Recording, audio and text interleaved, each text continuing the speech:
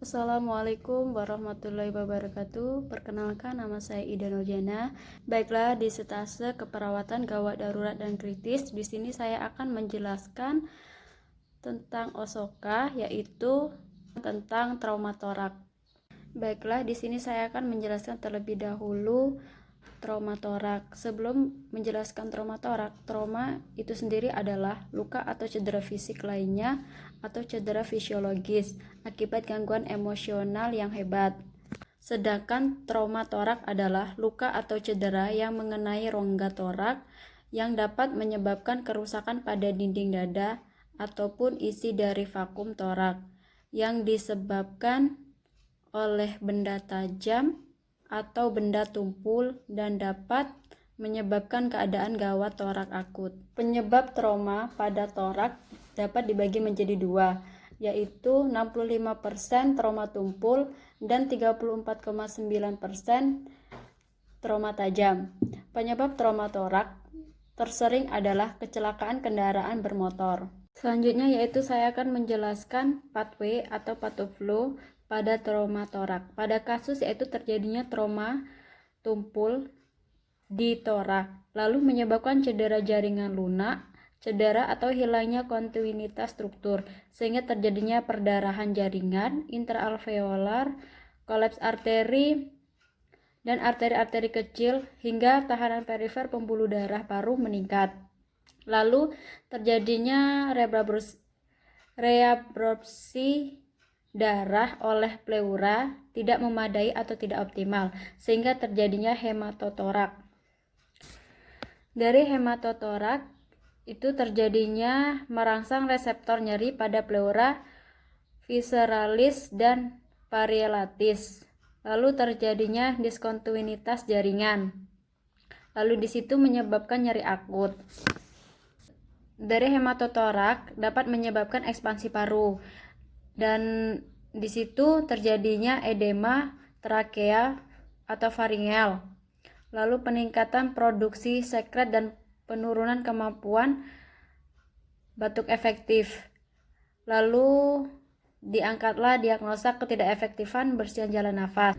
Dari hematotorak di situ dapat menyebabkan akumulasi cairan dalam kafum pleura, lalu terjadinya pemasangan WSD dan menyebabkan thorax drains bergeser, lalu merangsang reseptor nyeri pada perifer kulit sehingga diangkatlah diagnosa resiko infeksi dan kerusakan integritas jaringan.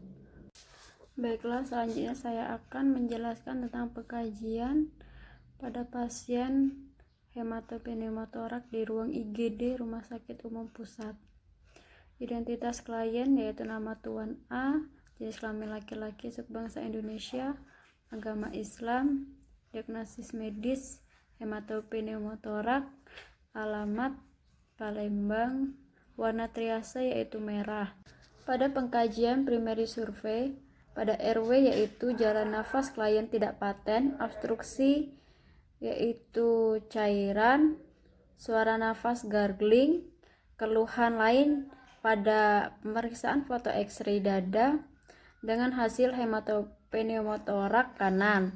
Selanjutnya itu memar pada paru kanan. Lalu diangkatnya masalah keperawatan ketidakefektifan bersihan jalan nafas. Selanjutnya itu pada breathing. Pada breathing gerakan dada yaitu asimetris, irama nafas yaitu dyspnea, bunyi nafas fasikuler, pola nafas yaitu teratur, retraksi otot dada tidak ada, penggunaan otot bantu tidak ada, cuping hidung tidak ada, sesak nafas tidak, durasi pernapasan yaitu 22 kali per menit. Keluhan lain ada bercak yang mengarah diagnosis COVID-19 dan pencegahan penularan COVID-19 dan yaitu pemberian oksigen dengan masker. Masalah keperawatan yang diangkat yaitu ketidakefektifan bersihan jalan napas. Pada circulation, akral yaitu hangat, pucat tidak ada, Sianosis tidak ada, CRT itu kurang dari 2 detik, frekuensi nadi 82 kali per menit, nadinya teraba, irama teratur, kekuatan kuat, tekanan darah yaitu 90/70 mmHg, suhu 36 derajat Celcius, turgor kulit sedang, perdarahan iya, luka bakar tidak ada, keluhan lain tidak ada, dan masalah keperawatan tidak ada masalah keperawatan. Selanjutnya yaitu pengkajian pada disability. Respon pada klien yaitu pain karena klien nyeri, dan kesadaran klien yaitu sopor koma atau stupor. Lalu pupil isokor, refleks cahaya ada, muntah tidak ada, kejang tidak ada, fungsi bicara normal. Keluhan lain yaitu patah tulang iga ketiga hingga iga keenam kanan dan patah tulang iga ketiga kiri. Masalah keperawatan yaitu nyeri akut. Exposure yaitu terjadinya laserasi pada dada sebelah kanan dengan keluhan ditemukan luka terbuka tepi tidak rata dengan besi beton menembus hingga dada kanan. Ditemukan luka terbuka tepi tidak rata dengan besi beton menembus hingga dada kiri.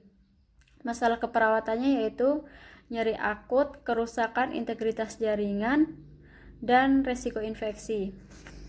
Selanjutnya yaitu diagnosa yang muncul pada klien. Yang pertama yaitu kerusakan integritas jaringan, nyeri akut, risiko infeksi, dan ketidakefektifan bersihan jalan napas. Prioritas masalah keperawatan yang pertama yaitu nyeri akut berhubungan dengan agen cedera fisik. Yang kedua yaitu ketidakefektifan bersihan jalan nafas berhubungan dengan obstruksi jalan nafas. Yang ketiga kerusakan integritas jaringan berhubungan dengan faktor mekanik, dan yang keempat yaitu resiko infeksi. Pada rencana tindakan keperawatan, diagnosa pada nyeri akut berhubungan dengan agen cedera fisik dengan tujuan yaitu mengontrol nyeri, dan intervensinya yaitu memanajemen nyeri dengan menganjurkan klien untuk menarik nafas dalam. Selanjutnya yaitu diagnosa kedua, ketidakefektifan bersihan jalan nafas berhubungan dengan obstruksi jalan nafas dengan tujuan status pernapasan baik dengan intervensi yaitu manajemen jalan nafas. Pada diagnosa ini saya melakukan intervensi yaitu memberikan oksigen 2 liter per menit. Selanjutnya yaitu diagnosa yang ketiga, kerusakan integritas jaringan berhubungan dengan faktor mekanik dengan tujuan integritas jaringan, kulit, dan membran mukosa dengan intervensi pengecekan kulit, yaitu dengan memonitor kulit untuk adanya kekeringan yang berlebihan dan kelembapan. Selanjutnya yaitu diagnosa yang keempat, resiko infeksi. Pada tujuannya yaitu kontrol resiko yaitu proses infeksi. Selanjutnya intervensi yaitu pelindungan infeksi dengan memonitor adanya tanda dan gejala infeksi sistemik dan lokal. Mungkin itu saja yang bisa saya jelaskan, kurang dan lebihnya saya mohon maaf. Pada Allah saya mohon ampun. Nasrul minallah wa fatul qorib. Wassalamualaikum warahmatullahi wabarakatuh.